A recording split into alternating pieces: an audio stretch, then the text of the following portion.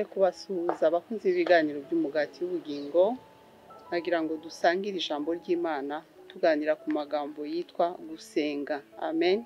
Uwiteka Imana yacu, ndagushimiye igitondo cyiza wongeye kumpa n'amahirwe yo kuganira n'abana bawe.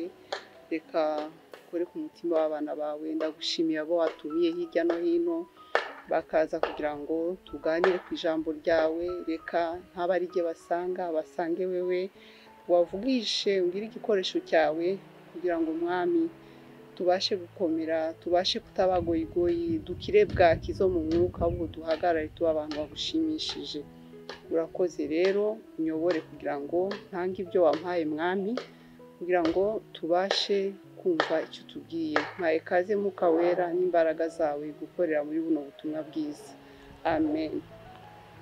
Ndagushimiye wowe ufashe umwanya wo gufungura umuyoboro w'umugati w'ubugingo, amasaha yose waba urimo, igihe waba urimo icyo ari cyo cyose, aho waba uri hose, Uwiteka duhana umugisha kubw'umwanya wawe ufata kugira ngo ukurikirane ubutumwa bwiza. Waruzi amakuru ni menshi, ibintu byinshi ushobora kureba kuri YouTube ni byinshi, ariko niba ushaka kureba iby'Imana ni ukuri ureke ujye uhura nayo, uhure nayo birenge just gufata umwanya, ahubwo bibe igihe cyo kubana n'Imana kuri wowe. Nagira ngo rero dusangire amagambo, dusome mu Bafilipi 4 umurongo wa 6, haravuga ngo ntimukagire icyo mwiganyira, ahubwo ibyo mushaka byose bimenywe n'Imana, mubisabiye mubyingingiye kandi mushima. Ndasubiramo, ahubwo ibyo mushaka byose bimenywe n'Imana, mubisabiye 1, mubyingingiye 2, mushima 3. Yesu ashimwe. Ubuzima bwacu twebwe nk'abana b'abantu tugizwe n'ibintu dusaba. Amen. Hari abantu bavuga ngo agakiza iyo twigisha ijambo ry'Imana ntabwo tuba tubabwira imigisha cyangwa iki, ariko iyo turi mu isi tugira ibiturusha. Yego agakiza kimwe mu bintu gakora harimo no kutwihanganisha bene data, kandi ijambo ry'Imana dusomye ratubwiye ngo ibyo dushaka byose. Ubuzima dufite bugizwe n'ibyo dushaka. Yego dufite Imana, ariko hari ibyo dushaka. Ariko Bibiliya yatubwiye mu Bafilipi 4 ngo bimenywe n'Imana, kandi tubisabiye tubyingingiye. Yesu ashimwe kandi dushima. Haleluya. Ngira ngo nkwibarize mwene data, burya kumenya ibintu ushaka ugomba kugerezakaho kubibwira Imana, ukabibwira Imana ukanabisengera. Kubera iki tugomba gushira Imana imbere? Kuko hari ibibazo bimwe bimwe cyangwa se ibyo dushaka bimwe bimwe bishobora kudakemurwa n'abantu bagukunda, bakaba baraho, urabibona ko bagusengera, urabibona ko bakwingingira, urabibona ko bakuba hafi, ariko hari ikibazo kimwe kiba kiri aho ngaho bwite kigomba gukemurwa n'Imana. Haleluya. Ariko sinshatse kuvuga ngo bimwe tubibwira abantu ibindi tubibwira Imana, ariko niba uri umuntu wizera, umuntu asenga, byose bigomba kumenywa n'iki? N'Imana. Ariko kenshi abantu dukunda kumenya ibitugoye bikatugora kubishira Imana. Twiga umucyo wo gusenga. Yesu ashimwe. Haleluya. Hari umugore nkunda muri Bibiliya ngo yagize ikibazo abana bakiranye mu nda, nyina wa Yakobo, ngo we yahise agira ati yagiye kubaza Imana. Nawe nagira nkubwire ibyo usaba byose, aho ntiwaba ubigumana mu mutwe gusa, ariko ubura umwanya wo gusenga. Yesu ashimwe. Reka turebe umudamu wanyubatse cyane, turi bwigireho nk'urugero. Ikibazo cye yakivanye mu maso y'abamukunda, kuko ntibashoboraga kugiha uburemere nk'ubwo we yagihaga, cyangwa se ngo bashobore kugikemura. Bamubaye hafi, baramukunda, bamukorera ibishoboka byose, ariko ntabwo byari gukemuka. Ariko icyo yakoze, reka turebe kugira ngo natwe munsi hari bidufashe. Wowe urimo kundeba ufite akantu cyangwa se ikibazo, abahanga mu bintu bya counseling bavuga ngo iyo umuntu aje kukuganiriza cyangwa ari wowe wese akubwiye ikibazo, ntukakirebe uvuge ngo ni gatoya. Yesu ashimwe. Kuri we kiba ari ikintu gikomeye. Kuko hari igihe ubwenge bwacu butwereka bukavuga ngo uriya nta kibazo afite, uriya rimwe arivugishano yarasubijwe, ariko by'ukuri kuri we ni ikibazo gikomeye. Yesu ashimwe. Haleluya. Umuntu rero tugiye kwigiraho ni umudamu witwa Ana. Yarafite nawe ikibazo kidashobora gukemurwa n'abantu bamukunda, abamusengera, kuko kenshi dukunda kuvuga ibitugoye, ariko hari igihe ufite byose, wujuje byose, ariko ufite ikintu kikuremereye wewe. Iyo nkuru rero turayisanga mu gitabo cya mbere cya Samweli, igice cya mbere. Ndibugende mfatamo amagambo amwe kuko benshi baragisomye ariko wowe ushaka kutureba uyu munsi ukaba udakunda gusoma Bibiliya cyangwa se utabizi neza, reka nkubwire mu ncamake. Ana yari umugabo, yari afite umugabo umukunda cyane. Kera byari byemewe ko bagira abagore benshi. Umugabo yari afite undi mugore witwaga Penina, ariko bose akabakunda. Ariko Ana yaramukundaga cyane, yari afite ikibazo cyo kutabyara. Reka nite ko ari cyo kibazo yari afite. Noneho reka turebe. Uwo mugabo we yitwaga Elukana. Usome rero muri Samuel wa mbere, uze gufata Bibiliya wisomere. Iyi nkuru iraryoshe, ni histoire, ndimo kubigisha muri histoire, muri story. Rero igice cya mbere haravuga ngo kandi yari afite abagore babiri. Uwo ninde? Elukana. Umwe yitwaga Hana, undi yitwaga Penina. Niwe wari ubyaye, ariko Hana yari ingumba. Umva ko Ana afite umugabo umukunda, wenda yari afite undi mugore w'umugabo we, ntibari babanye neza, ariko siho nshaka kwigisha kuri Penina, ndashaka kubabwira rata ku mico ya Ana.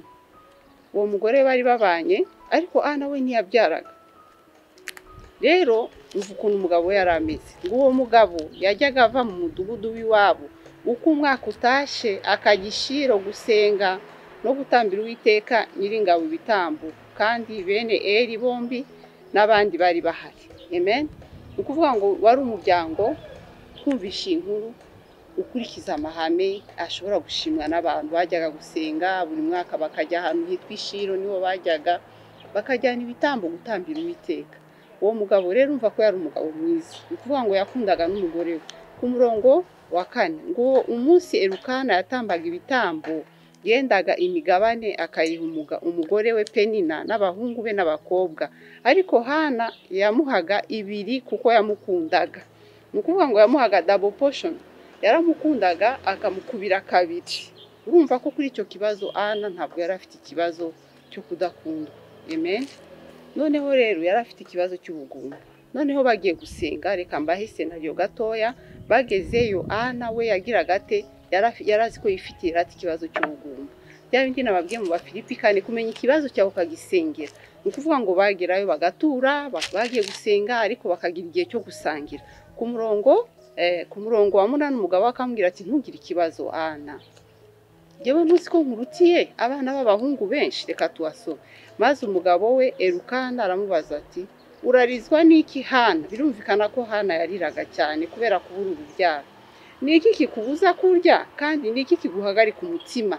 Wari wakagira ikibazo ariko abantu bagukunda cyangwa se abantu bakurira, ariko uhagarikishijwe n'iki mutima wowe ko tubona umeze neza? N'umugabo wa Hana rero yamubwiraga amagambo nk'ayo. Hari igihe uba ufite ikintu kiba kimeze nk'igishakwe, nk'uko Paul yari afite ikibazo ngo yaragisengeye ariyiriza ariko cyanga gushira. Murambabara ndakoresha amaterme biblique, ariko mu bisanzwe ijambo rimwe ni ukuvuga ngo yari afite ikibazo kitumvwa na bose. Ariko twatangiye tuvuga ko ikibazo cyawe ugomba kugiha Imana, niyo yagiha uburemere buhagije ukumva urujujwe. Nuko umugabo akamuhoza amarira akamubwira ati wicecekere inshuti yanjye, nta kibazo ugiye nkurutira abana benshi. Ngo mbese sinkurutira abana b'abahungu 10? By'ukuri Ana yarakeneye byibuza umwe. Hari igihe ukeneye ikibazo cyawe gikemurwe gusa gato kugira ngo wishime. Ana rero umva intambwe ze rero, ibintu yakoze twamwigiraho ari byo byanjyanye muri iyi nkuru ye niyihe. Ku murongo w'9 nuko bamaze kurya no kunywa, Hana ahaguruka aho bari i Shilo, kandi Eli mutambyi yari ahari yicaye ku ntebe ku gikomanizo. Ku murongo wa 10 ariko Hana yasenganaga Uwiteka umubabaro, ararira cyane. Ukuvuga ngo Ana abandi bari mu minsi mikuru, abandi bishimye, Ana arahaguruka. Intambwe ya mbere yakoze Ana tugiye kwigiraho mu kumenyesha Uwiteka ibibazo byacu, abandi wenda badashaka gukemura n'abadukunda. Yewe Ana yabanje kwimenya. Ngira ngo nkubaze urimo kundeba, ese uzi ko ugomba kwitandukanya n'abandi iyo hageze kuri icyo kintu kiri kukurusha? Ana nawe yarabikoze, yahise ahaguruka agira ate, ajya gusenga. Reka tuhasome. Ariko Ana arasenga Uwiteka agahinda, ararira cyane. Twibuke ko twasomye mu Bafilipi 4 havuga ngo ibyo musaba byose mubyingingire kandi mubisengera, mubisaba Imana, mubimenyesha. Ana rero icyo kintu yaragikoze. Rimwe yitandukanije n'abandi. Cya kabiri asengana umubabaro, ngo ahigira umuhigo w'Iteka, aravuga ati Nyagasani Nyiringabo, nureba umubabaro w'umuja wawe ukanyibuka ntunyibagire ukampa umwana w'umuhungu nzamutura Uwiteka uwe iminsi yose yo kubaho kwe kandi icyuma cyogosha nikizagera ku mutwe we. Intambwe ya gatatu ni ukuvuga ngo yarasizeranije Uwiteka. Hari ahantu mu mubwiriza 5:4 avuga ngo kugira ngo usezeranye ntushitse wapfa umubyihorera. Nawe turaza kureba ko yabikoze. Urumva ko intambwe ya mbere yarasenze, iya kabiri yemerera Uwiteka. Amen. Nagira ngo uyu munsi twige ikintu cyo kuvuga ngo kubwira Imana ikibazo cyawe. Icyananiye abantu Imana ishobora kugikemura. Imana yo irakizi. Wibuke ko abandi bambwiraga ngo cicika, wowe ntukicikere mama, byose ndahari ndabiguha. Ariko we yarazi ntimbaye ngo ibyo mukenye byose mumenyeshe Uwiteka. Ana rero yararize abishira Uwiteka arabisengera. Ariko rero ikintu cyaje kuntangaza ngo nuko ngo Eli yaritegereje ku murongo wa 12 ngo umunwa we kandi muri uwo mwanya Hana yasabiraga mu mutima we iminwa ye ikanyeganyega ariko ijwi rye ntirihinguke. Wari wakagira igihe usenga ugasenga noneho ukitwa ko wasaze. Hari abantu basenga noneho ukavuga ngo uriya muntu ukuri yarasaze, cyangwa se abantu muburiye mu masengesho uriya muntu kuki yasenga cyane ntarangiza. Abantu nkabo ni muri ababona. Hana rero yarameze ati kugeza ubwo umutambyi yamwisiki ngo niki ngo ni umusinzi. Aramubwira nuko Eli aramubaza ati uzageza he isinzwe ryawe? Wari wagasenga ukagira ibihe byo kwiriza, ukagira ibihe byo guhamagara Imana, ukagira ibihe byo kuba mu rusengero ari we muntu wenyine usakuza uho rurira. Umutambyi rero yaramuhindukiriye amwita ngo n'umusinzi. Hari igihe ugira ikibazo kikuremereye kugeza ubwo abantu bakwita ngo warasaze cyangwa se umusinzi kubera ko wasinze.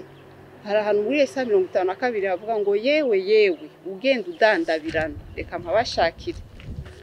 Ukadandabirana ugasinda kubera ikibazo, ugasinda kubera ikigeragezo kikakumera nk'umuntu wanyoye inzoga kubera ibibazo byakurenze. Hari abantu bakunda kuvuga ngo ibibazo byararenze noneho umera nk'umusazi. Ana byabaye gutyo. Reka mpabasome Yesaya 51 umurongo wa 21 ngo nuko rero none umva ibi yewe urengana ugasinda utanyoye vino.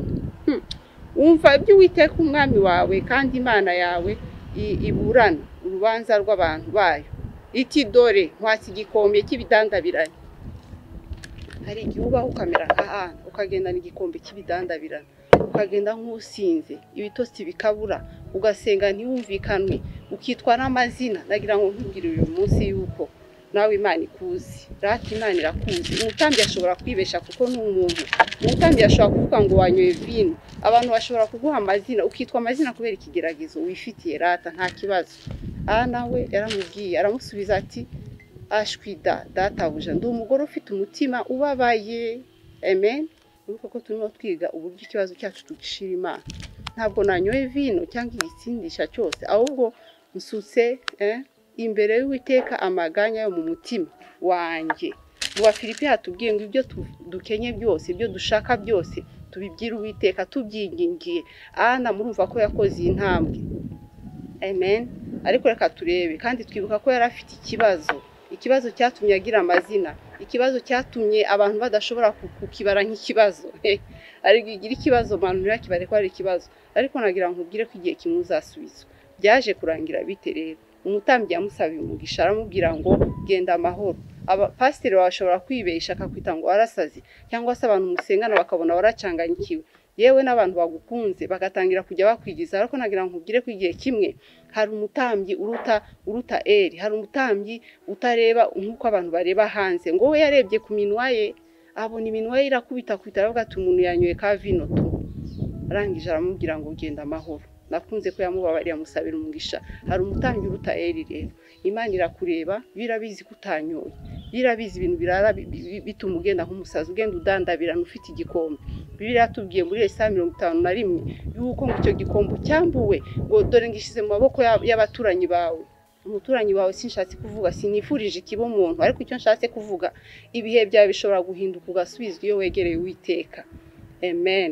Iyo dusenganye umubabaro tukegera Imana iduha natwe abana bacu, iduha gutwitinda, iduha gusubizwa. Amen. haleluya. Umurongo wa 18, nuko uwo mugore aragenda arafungura mu maso he ntihongera kugaragara umubabaro. Amen. Yahise agira umunezero. Urakagendana amasezerano y'Imana. Iyo uzi ko Imana igusubije, nta kabi nko gusenga kumusenga ariko ntihagire n'ijambo na rimwe wumva ari gusubizamo imbaraga. Ushobora kudahura n'umuhanuzi, urashobora kudahura n'umutambyi nka Eli, ariko ugasoma ijambo ry'Imana rikongera kugutuma utongera kwijima. Haleluya. Nagira ngo ngusabe nko mu Filipi twasomye, gusenga ibyo dusaba byose tubibyira Imana kandi dushima. Ese washima ute ugifite ibidandabirana? Ariko yagize ijambo rimukomeza. Eli amubwiye ngo genda amahoro. Hari uruta Eli ashaka kugira ngo genda amahoro, ni Yesu Kristo. Arahari kugira ngo agukomeze. Nagira ngo uyu munsi wibuke yuko abantu bashobora kuguha izina ry'uko wasaze cyangwa wacanganyikiwe kubera ikibazo, ariko ukagira Imana ikubwira ngo ndagukunda. Siko bizahora. Dore ngiye kugusubiza, ukibikaho amasezerano, ukagira kwizera. Kwizera ni intwari ikomeye ishobora kugutuma wihanganira kugeza igihe uboneye Samweli wawe ukabona umwana wawe. Haleluya. Ku murongo wa 20 turacari ku gice cya mbere. Ngo igihe cyose igihe gisohoye Hana asama inda, buke yabyara umwana w'umuhungu amwita Samweli, ati kuko namusabye Uwiteka. Yarasubijwe bene data. Sinzi Samweli ukeneye wariwe, ariko byanyuze muri zo ntambwe zose nakubwiye. Abagukunda badashobora, turibuka ko yari afite umugabo umukunda ariko adashobora gukemura icyo kibazo. Turibuka ko yari afite gukora imirimo yose ishimwa n'Uwiteka. Yajyaga ishiro, ariko Ana yamenye kwitandukanya n'abandi ajya gusenga. Ana yiswe amazina arayihanganira. Ana yagendeye ku isezerano umutambyi amubwiye. Ariko uyu munsi nagira nkubwire yuko ari umutambyi uruta Eli. Uyu munsi arimo kuvuga, soma ijambo ry'Imana, senga wizere ngo igihe cyarageze. Atangira kutijima mu maso. Hari igihe wijima mu gihe ugitegereje isezerano, ariko Bibiliya tubwira ngo mu gihe cyo kubabara twambara umwambaro w'ibyishimo. Haleluya. Tumere nka wa mukobwa yavuze ngo yemwe bakobwa b'i Yerusalemu, mutangazwe nuko nirabura, hari igihe muzamenya uwo ndiwe. Ana hano ntiyari bwagatwita ngo ariko igihe cyarageze. Haleluya. Uko tubisomye ku murongo wa 20, ngo igihe gisohoye Hana asama inda. Igihe cyawe nawe kirasohoye uyu munsi, kizasohora. Sinkubwiye ngo bizamera nk'uko Ana byagenze, ariko hari amahame y'Imana bene data. Hari amahame tugomba kugenderamo. Ushobora kuvuga ngo uri umuntu wizeye ufite ibigeragezo ntubishira Imana. Ugomba kugera igihe cyo kuva mu kubitekereza, kuva mu gihe cyo kurira gusa, aho ugira igihe cyo gufata umwanya wo gusenga. Yesu yaravuze ngo mujye musenga, mwikingirane, mujye ahantu data urebe ahiherereye azabumva basubize. Hana rero yarageze igihe abyara umwana, ariko yaranasezeranije arangije aranabikora. Igihe kigeze rero ngo maze uwo mugabo murongo wa 23, umugabo Elukana aramubwira ati kora icyo ushaka. Amen. Umugabo yari umugabo mwiza. Icyo Ana yamubwiraga cyose yaragikoraga. Kuko byarageze ngo uwo mugabo Elukana nabo mu rugo rwe bose barahaguruka ku murongo wa 21 bajya gutambira Uwiteka igitambo cy'uko cy'uwo mwaka no guhiga imihigo. Urumva ko hari harimo no guhigura imihigo. Muri uyu munsi dufite ikibazo cy'abantu bazi gusenga no kurira basubiza ntibagire gutenge bahigura umuhigo. Ntabwo Imana yacikenye bene data. Iyo tuvuze guhigurira Imana, ntabwo Imana ibikenye. Ariko by'ukuri nk'umuntu w'Imana niba wemeye ikintu gikore. Ana rero yahise avuga, ariko Hana ntiyajyayo, abwira umugabo ati sinjyanayo umwana ataracuka, ariko namara gucuka nzamujyana kumumurikira Uwiteka ngo agumeyo iminsi yose. Muribuka ko igihe yasengaga yabibwiye Uwiteka ati nzamuguha. Amen. Ku by'ukuri Imana ntiyari ikenye, ariko kubera ko Ana yabivuze yaragiye arabisohoza. Haleluya. Umurongo wa 24, ngo amaze kumucutsa aramujyana n'amafizi 3 na efa imwe y'ifu n'imvumba, amushira Uwiteka muri make. Yesu ashimwe. Ndashima Imana rero mu ncamake ko Ana yasohoje ibyo yavuze, ko yasubijwe. Rero mu Bafilipi 4 nuko twabitangiye, reka amarangiriza ari naho dusengeramwo. Haratubwiye ngo ibyo dusaba byose tugire gute, tubyingingire, ngo ntimukagire icyo mwiganyira, ahubwo ibyo mushaka byose bimenywe n'Imana mubisabiye. Amen. Ana abimenyesheje Imana. Yarenze umugabo w'umukunda sheriwe, abimenyesha Imana, aranabisabira. bari mu minsi mikuru barya barahaguruka ajya kugira gute arabisabira. Icya kabiri arabyingingira, buriya habaho gusaba hakaba no kwinginga. Ni ukuvuga ngo yabwiye umutambyi aramubwira ati umva ndi umugore ufite umubabaro mwinshi, nje gusuka umutima wanjye imbere y'Uwiteka. Haleluya, yarabyingingiye. Icya kabiri aranashima. Haleluya, yatangiye kunezerwa ngo mu maso ye ntihongera kwijima. Uyu munsi ndagusabira nawe rero niho kundeba uyu munsi ushobora kuba ufite ikintu kidashobora gukemurwa n'abandi usibye Imana yonyine. Uzabona Samweli wawe, ariko ndakwinginze ugire umucyo wo kugira gute kubisengera byingingira kugira ngo nawe ubone Samweli wawe. Uko biri kose uzasubizwa, kandi nutanasubizwa uzaba wakoze inshingano zawe zo gusenga. Haleluya, ngo duhore dusenga. Imana iduhane umugisha rero. Ndimo kwibwirira Ana uyu munsi. Ana wujuje ibintu byose. Ana ariko ufite akabazo, nagira nkubwire ko igihe kimwe Imana izagusubiza ikugirire neza. Niyo mpamvu twizeye Ana uyu munsi. Ndashima Imana rero kuba Filipi 4:6 ko hari ikintu tuwavanye. Umunsi tugira umutima wo kwingingira Imana, kandi twihanganira amazina yose ushobora kuba urimo kwitwa uyu munsi, wihanganire. Hari igihe uzabona Samweli wawe. Nagira ngo rero dusenge turangize. Ndagushimiye Imana kuko uduhaye umwanya mwiza. Ndagushimiye inkuru ya Ana mu gitabo cya Samweli. Urakoze ko wamuhaye Samweli udasanzwe Imana, ngo uwo mwana yarakuzwe, uwo mwana yarakuze nako akundwa n'Imana, akundwa n'abantu. Ndagushimiye yuko umuntu arimo kundeba uyu munsi ari mu bihe bikomeye, urimo kumwigisha gusenga. Ndasenze kugira ngo Filipi 4:6 tuyigendere mu mwami. Utwigishe gusenga, utwigishe gusaba, utwigishe kwinginga, utwigishe gusuka amarira yacu imbere yawe mwami. Ndasenze ngo umukoreho, umutabare. Ashobora kuba afite Samweli we akeneye, Samweli adatangwa n'umugabo, Samweli utagurwa n'amafaranga, Samweli umutambyi ashobora kutumva, ariko wowe umukuru w'abatambyi. Ndasenze kugira ngo mwami amazina yose arimo kwitwa uyu munsi yo kwitwa ngo yasinze, muvana igikombe cy'ibidandabirana mu ntoki, ugihereze Satani n'abadayimoni kugira ngo umwana wawe agubwe neza. Mwami Imana, ndagushimiye kuri muratanga ba Samweli. Umunsi ukore ku mutima uri kundeba hirya no hino arimo gusengana nanjye, reka umufashe mushoboze mwami, kugira ngo Yesu yige kwihangana kandi atangire gushima. Gira ijambo uvuga ku buzima bwacu, gira ijambo uvuga ku buzima bw'uwo muntu, ku mama arimo kunyumva, umupapa cyangwa se umusore, umukobwa ukeneye akazi ukamuhe, akeneye Samweli. Bamwe biringiye amagaye n'amafarashi, ko twe tuziringira Uwiteka. Mana ndasenze kugira ngo Mana utabare abadafite kivugira, bakeneye ba Samweli bitwa akazi. Mana bazaguturira, bazagukorera bishimye, si uko ukenye, ariko biba byiza ko umwana wasohoza ibyo yiyemeje mwami. Ndasenze ngo utange ba Samweli abakeneye gusubizwa mwami, byananiye abana b'abantu imbere yawe birashoboka. Ndasenze kugira ngo ukingure imiryango Mana, ndabahezagiye mwami Imana. Dusaba imbabazi abari kwita amazina abana bawe kubera kudandabirana kubw'ibigeragezo. Mwami Imana, wambura igikombe mwami Imana ugishire mu maboko y'abanzi babo. Abanzi mvuga ni ibibi byose, ni kuzimu, ni Satani n'abadayimoni. Wigisha abana bawe kwishima mwami Imana. Mu gihe cy'umubabaro wambika imyambaro y'ibyishimo, Uwiteka guhane Satani. Ndasenze mwami Imana kugira ngo tugirire neza. Urimo kundeba uyu munsi, subiramo aya magambo. Ushobora kuba umeze nka Ana ucitse intege, urimo kuvuga ngo biragenda bite ko mbona afite Elukana arampa impano zose. Elukana turabafite mu kazi, Elukana turabafite mu miryango, ariko hari igihe bataduha abana, hari igihe batadufunguriraho aho twe dushaka kujya mwami. Ndasenze kugira ngo mwami uwo mugisha ba Elukana batubwira ngo bigenze uko ushaka, ariko batazi iby'ukuri ntimba twikoreye. Ni ukuri igihano kiduhesha amahoro cyabaye kuri wewe. Ndasenze mwami Imana ubafashe. Subiramo aya magambo uvuga uti mwami Yesu ndagushimiye ko wewe uzi uburemere bw'ikibazo cyanjye.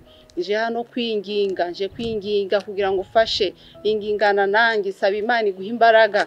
Uvuga uti Imana nyuzuza imbaraga zo kwihangana nk'uko Ana byagenze. Nyigisha kwitandukanya n'abandi mu gihe binkomeranye, mu gihe abandi barimo kurya no kunywa. Unyigishe kwiyiriza, unyigishe kujya kubigusaba, unyigishe kubikumenyesha, unyigishe no gushima mu gihe ntarasubizwa. Mana unyigishe no gusohoza ibyo nemeye. Sabye imbabazi igihe cyose nasubije abanyisa amazina.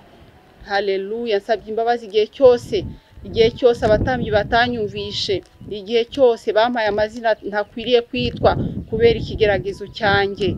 Mana mbasaba imbabazi.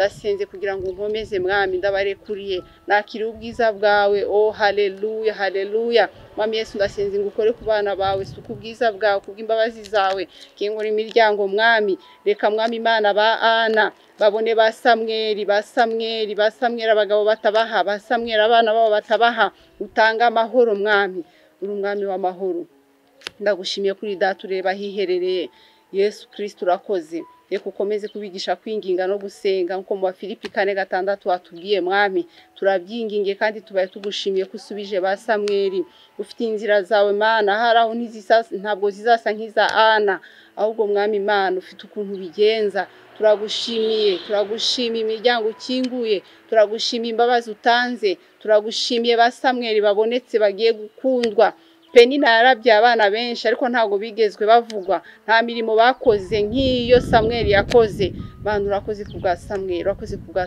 ba Samweli uzanye ndagushimiye kugiye kubagwiza akazi kacu kagiye kuzaba Samweli abana tubyaye Mana byaragoranye bazaba Samweli tuzabagutura ishimwe tuzagutura ibyishimo Mana yanjye urakoze izina ryawe ryubaho n'iteka ryose amen hallelujah hallelujah hallelujah thank you God thank you Jesus Christ ndagushimiye Mana urakoze amen